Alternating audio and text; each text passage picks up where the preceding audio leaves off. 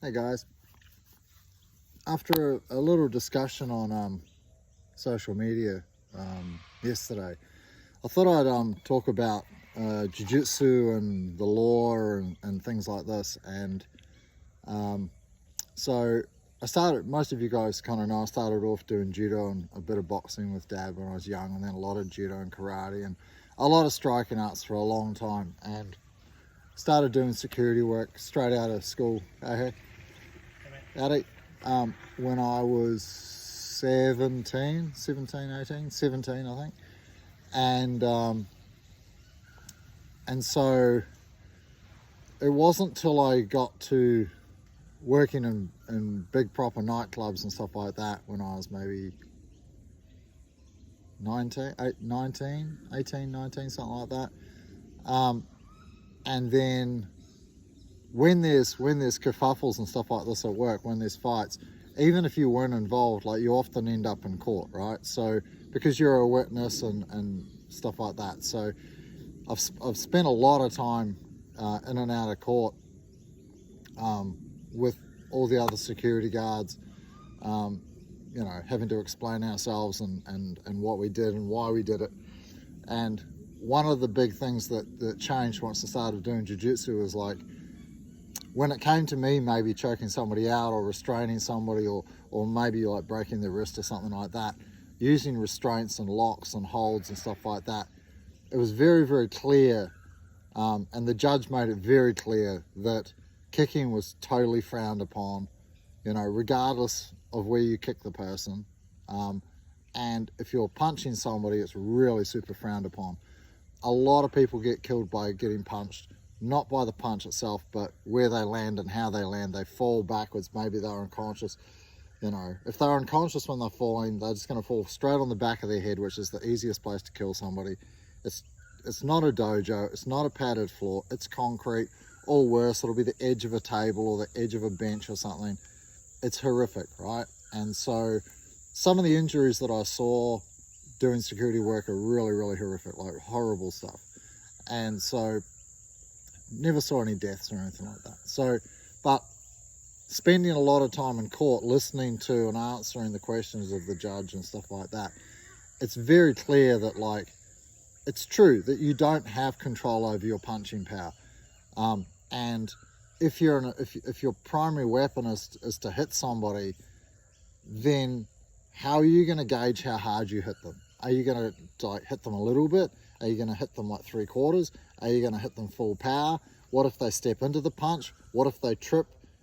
And there's so many variables around because of the lack of distance, or rather because of the distance. You can't control the other person. So I go to hit him, he steps into me. Now the punch is like way more powerful than I anticipated. Breaks his nose, shatters his eye socket potentially.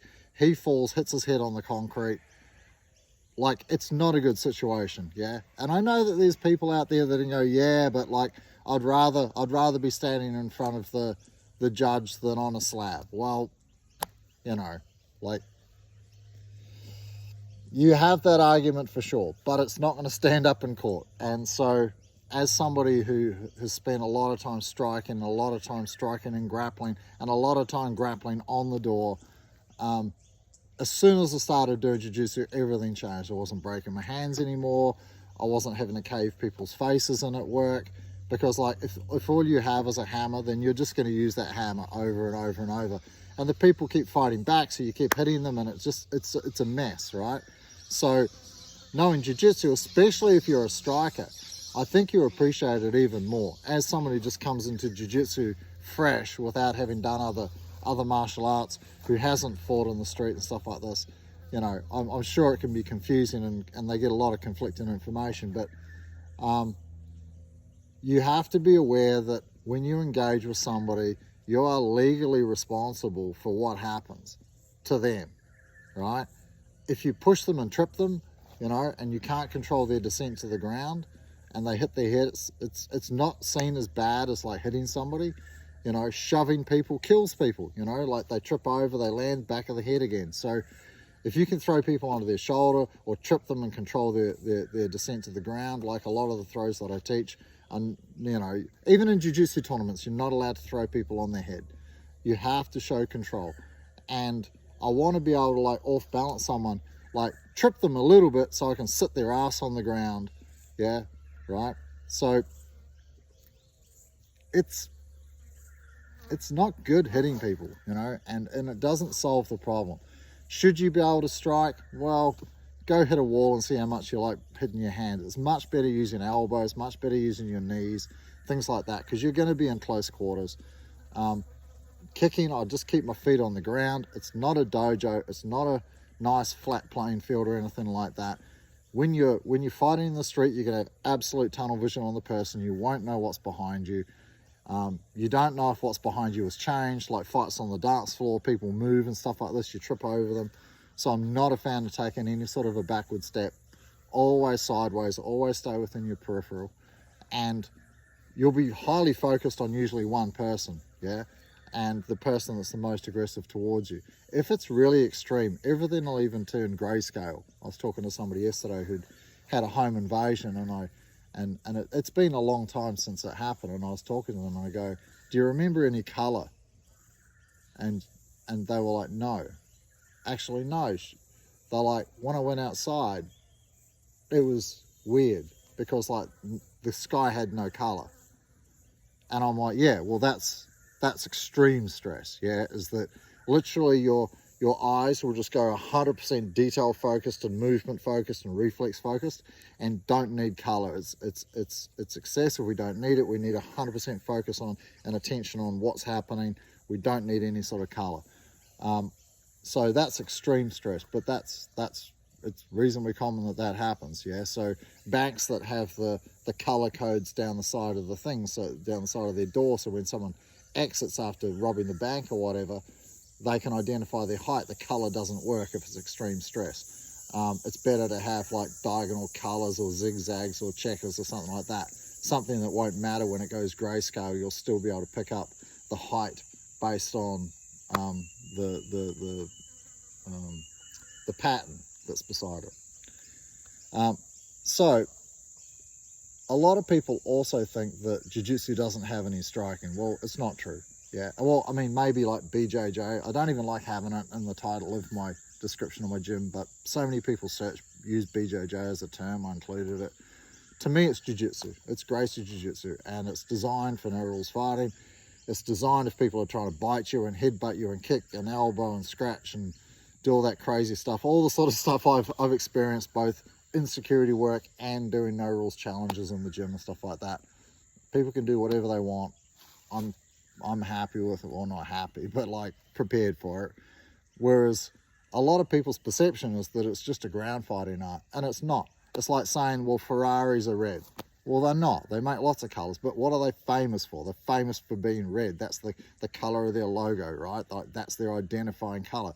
Is that the only color they make? No, it's not. And jiu-jitsu is the same. Just because we're famous for our ground fighting, yeah, it's like judo has punching and kicking and weapons in it. Does anybody know that? Most don't know that at all. They're like, oh, judo's throwing, jiu-jitsu is ground fighting, and Thai boxing or karate is kicking and punching. Well, karate has throws. It has weapons, right? Everything stems originally from Japanese jiu-jitsu that the samurai did, and then all the different guys went off and specialized in what they did, but they always kept the little parts of the original art. They just decided, like when you play like game, you know, the old game Street Fighter or whatever the video game is, you get to choose your fighter with, and they have strengths and weaknesses, right? This guy's got really good punching. Hasn't got very good kicks. He's not very good at this. This guy, he can fly, or whatever it happens to be. Yeah. And so each art has its strengths and weaknesses, right? And so when all the interpersonal fights were going to the ground, it made sense that like times have changed. You're not carrying a sword. You're not going to just stick a sword in them or anything like that. Interpersonal contacts almost always end up on the ground, yeah? Whether you hit them, whether they hit you, whether it's just a tussle, almost always the fight ends up on the floor at some stage. And whoever knows how to fight on the ground will decide in the fall to the floor, they'll be starting to position themselves already to be in a favorable place when they land. If they're falling in a place that's not ideal, their immediate goal is going to be able to get on top because they have this awareness. This is familiar to them. Someone who has no idea, puts their arms back, probably breaks their collarbone when they fall, yeah, gets up by sitting up forwards, gets soccer kicked or punched in the face, and the fight's done. I mean, I've seen so many bar fights and so many fights outside nightclubs in the street, I couldn't even count them, yeah, and I get to see what normal people do, I get to see what trained fighters do, what security staff do, what boxers do, kickboxers do, what jiu-jitsu guys do, you know, and all this sort of stuff. I've seen all of it, and I'm telling you now that Gracie Jiu-Jitsu is the very, very best system for self-defense, 100%. You know, you want to go to Krav Maga. Krav Maga was designed for, like, I don't know, a couple of months worth of pre-military going to war training. It's absolutely brutal, but again, if you eye gouge someone, if you break their trachea, if you do something extreme to the person and you have to go to court, which you probably will, you're going to have to explain yourself, and you're like, wow, you know, he did this, he did that, and it's going to be hard to defend yourself, yeah, and you don't want to hurt the person badly. The police are going to come. They're going to have pictures of the person all bloodied and broken in hospital or whatever it happens to be. They're going to exacerbate the fighters. It's going to look terrible, and you're going to have to explain yourself. You know, like if I put somebody in a chokehold and they go to sleep, nothing happens to them. Yeah, nothing happens to them. Even if I just use it as a moment to get them to kind of slump a little bit, not even putting them fully out, it gives me a chance to restrain them. Maybe I can whip their belt off and tie their hands behind their back or something like that, you know. So it gives you time, and it stops them hurting you, it stops them hurting other people.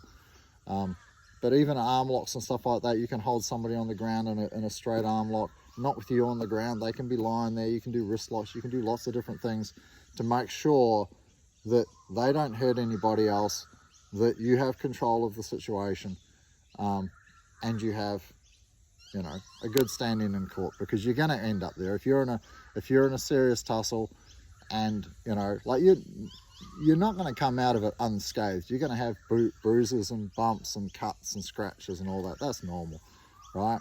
You know, if you're maybe broken pinky, or broken my pinky, you fall downstairs, your hand goes under something and you snap your finger, and, like, it's horrible stuff. But when you go to court and you have to explain yourself, you're like, well, this is what I do, this is why I did that, you know, this is why I grabbed him and restrained him, and once I did that, you know, he complied. You know, when I let him go, he tried to hit me again, so I put him back down again, applied more pain, yeah, he continued to fight me, I added further pain, his wrist broke, at that point he complied completely, the police turned up, you know. And so you can explain yourself, and you have control over the situation for the most part. Far more control than if you're punching somebody. Yeah, you hit them a few times, they start trying to get up, you hit them again, they try and get up, you hit them again. You know, every time you hit them, you're doing more and more damage. Yeah, so something to think about anyway. That if you're looking for martial arts and you want something really practical, again, MMA. If you got the gloves on and you're boxing people in the face, take your gloves off, because you're not going to have gloves in the street. It totally changes everything. Totally changes the whole game. If you're not fighting with headbutts, that's the very common thing. Everyone's got a head. It's really common in street fights that people headbutt each other. Super, super common. People don't bite each other very much. Like, in more than 10 years security work, I think I've been bitten twice. Always on the hand, because my hand's like near their neck or around their face, or restraining their arm, got my arm around their neck, stuff like that. That's no biggie. Like, it didn't affect me at all. So, things to think about. Yeah. Anyway, I'll really get running. That's a long video. Hopefully you enjoy these little videos, people messaging me, telling me that they're enjoying them, so I can continue to do them. And I hope you find something useful in it.